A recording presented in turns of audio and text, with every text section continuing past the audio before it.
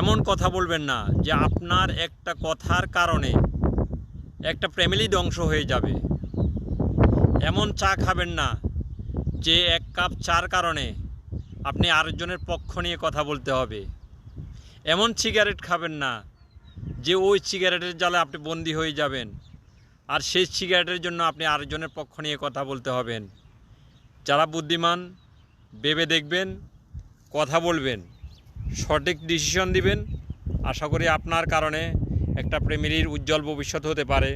আপনার একটা ডিসিশনে একটা ফ্যামিলি সুস্থ হয়ে যেতে পারে।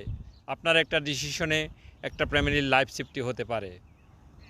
তাই আমরা যারা কথা বলবো, যারা আচার বিচার করব, এক কাপ চা খেয়ে বিচার করব না। 5 টাকা 10 টাকার চায়ের মাঝে আমরা বিক্রি হয়ে যাব না।